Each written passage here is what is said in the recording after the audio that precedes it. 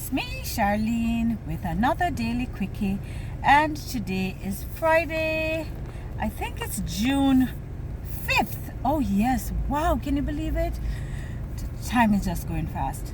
So I'm on the road, and in Jamaica they would call me a street Arab. I'll tell you why they call me a street Arab. Because I'm always on the road, but that is not true. I'm only on the road because I've been locked in for so long. COVID had me under manners, and so I had to be in. But now I have lots of things to catch up on, and so I am hitting the road again today. So I'm speaking to you again from the car. It seems to be my new office, right? So today I want to talk about your story, my story. Do you like telling stories? Do you like listening to the stories that other people tell? If you were to write your story or share your story, what would your story be? Okay, so let me tell you a little bit about my story, and this is the short version. It's going to be concise because my story would take us quite a while for me to share with you. And it's not that there's so many exciting things to my story, it's just that there's so many parts to my story. So I'm going to share a quick version with you. So here I am, this woman today. I was born in Kingston, Jamaica, to two wonderful parents, and I am one of 8 children. I think I told you that part already in some other video. Anyway, here I am now, but then I was this little girl. I can remember as far back as a little girl having big dreams. I was brought up in what people would say poverty, but you know, sometimes when you look back at your life, you're like, I wasn't really poor.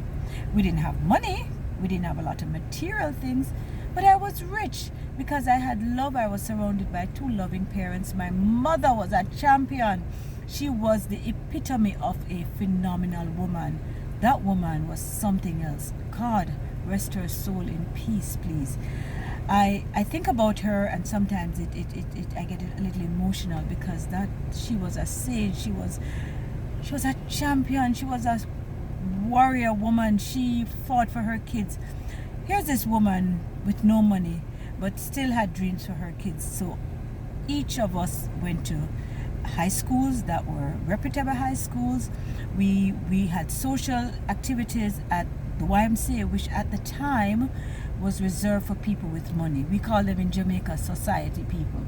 But somehow she took herself there, and I guess I could hear her saying, listen, I have children, 8 children, and I don't want them to grow up not having exposure. So I need you to let them come to the YMCA. Whatever it is that I have to do, maybe if you want me to come and clean, and I'm sure she would not be averse to that, I want them to come and get involved in some activities so they can have exposure, they can expand their lives.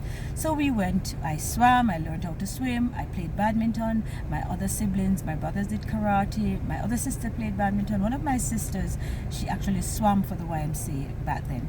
So we had those activities, and that woman, she fought so hard to make sure that we had a better life than she did, and I'm sure she had dreams. Her story would be very different from my story. She must have had some big dreams, but what was more important was that her children got opportunities. So from there on, I moved, became a young woman. Knew I needed to have more in my life, so went off to college. I think I've already shared that in another video. Went off to college with nothing, with just my dreams, and I guess that must have been my mother's. I guess her inspiration took me there, and after that, I actually think that much of what I did throughout my life, I must have stood on her shoulders, because she, oh my God, I could talk, this is supposed to be my story, but my mother is a part of my story, so she's always going to be included in my story. So I got married a little later than most of of my contemporaries. I had my children a little later than most of my contemporaries. The first one at 32, the second one I was 40. By the time he was delivered, I was 41. I got married to a wonderful gentleman. Life happened, it didn't work out, but he continues to be a wonderful person. I got my two boys are a product of that union, and I love them dearly with all my heart, and he's great dad. Then I went on to just adventures after adventures, and life. I decided I wanted an expansive life, so I ventured into business, and I did more studies. I just started to grow. My story has a lot of pain, but my story has a lot of hope and a lot of I think my story, I would say my story has a lot of meaning to me. You know how sometimes you're on this journey and things don't quite happen the way you anticipated, and there's a tendency to want to give up. Well, my story is one where I don't even have it in me. I don't even know how to begin to give up. Thanks to Mama Fagan. That's my mama. I am now, a lot of people would make assumptions about your story, my story, because they don't know the full story. But like I said, this is just a short version of my story, and maybe one day I'll share my story with the world. I never really wanted anything like fame. In fact, I think fame is overrated. I just want to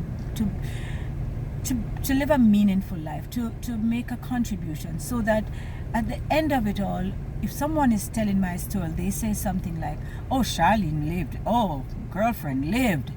She lived a life, she tried many things, she never gave up, she was always doing, and she had fun doing it, because I'm telling you, I don't want to lose that little girl in me, the fun side of me, where I'm always laughing, I'm always trying to be happy.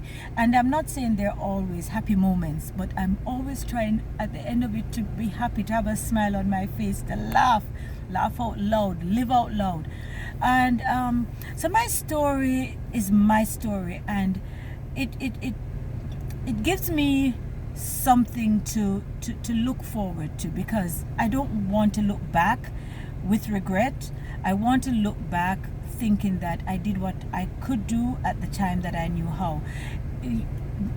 Our story, your story, my story, is a combination of all the things. It's an accumulation of all the experiences we've had.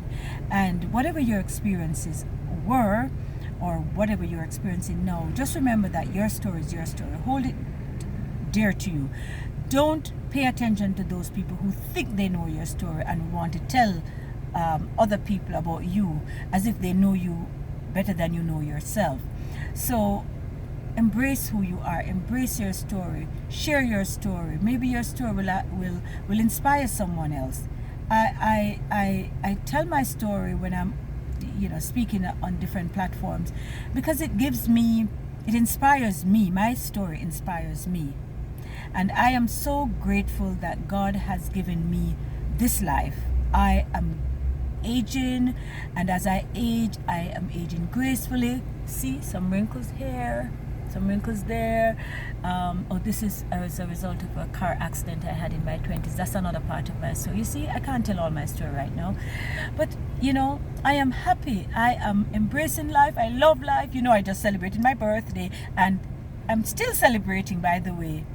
June is the month of celebration for Charlene's birthday. So I'm going to leave you with peace. I'm going to leave you with love.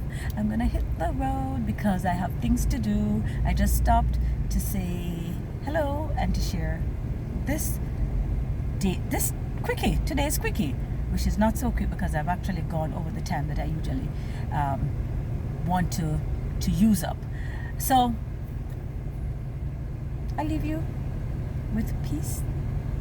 I leave you with love. And I ask you, take care of yourself, hug somebody, tell somebody you love them, share your story, inspire somebody, and have fun while doing it. Okay? And Please leave a comment if you think I talk too fast, because sometimes I just talk and my tongue just moves on and on and on. I'm a Jamaican woman, so sometimes I think my accent may be a little thick. Anyway, I'm gonna sign off now, so I leave you with peace and love. Take care.